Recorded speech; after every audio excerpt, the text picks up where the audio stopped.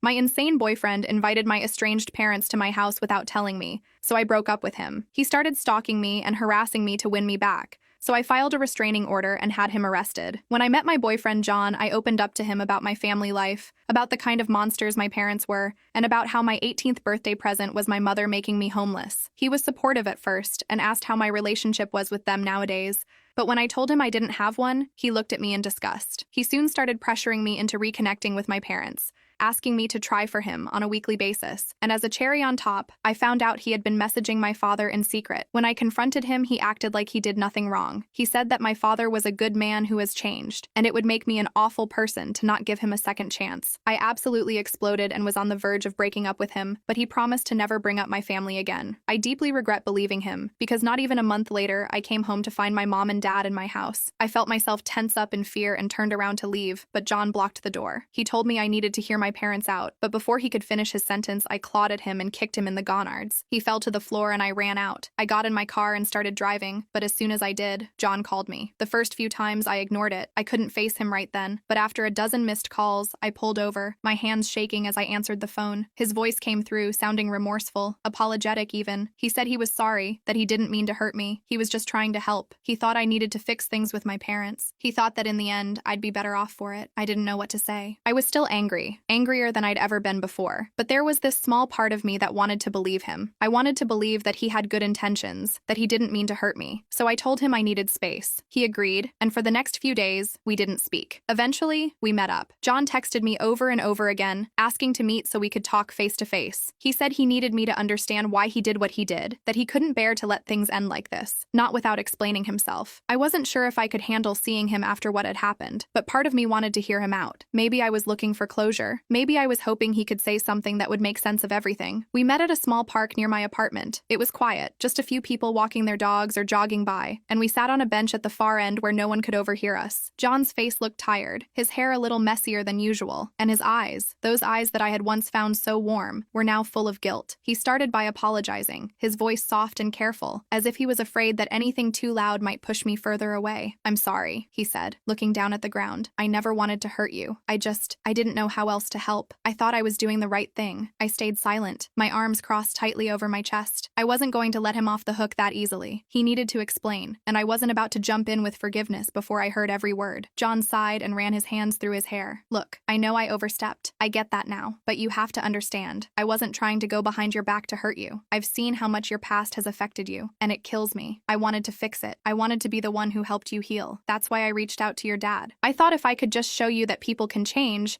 that your parents might be different now, then maybe you wouldn't have to carry that pain with you anymore." His words hung in the air for a moment, and I could feel the weight of them. He wasn't just apologizing, he was framing it in a way that made him look like the hero. He wanted to be the one who swooped in and fixed my life, whether I wanted him to or not. It wasn't about my feelings or my trauma, it was about him wanting to feel like the good guy. I could feel my heart pounding in my chest as I struggled to stay calm. "John, you don't get to decide what's best for me. You don't get to choose whether or not I reconcile with my parents. That's not your call to make." "I know," he said quickly, reaching for my hand, but I pulled away. "I know. I realize that now. But at the time, I thought I was helping. I love you, and I just wanted you to see that people can change, that they deserve second chances." He leaned in closer, his eyes pleading with me. "You don't have to forgive them. You don't even have to talk to them again if you don't want to. But I was thinking about our future, you know. I didn't want you to keep carrying this anger with you forever. I thought maybe, if you had closure with them, we could move forward together, without all the baggage." That word, baggage, made my stomach twist. My pain, my trauma, everything I had been through. He was calling it baggage, like it was some heavy suitcase I could just set down if I tried hard enough. It wasn't that simple.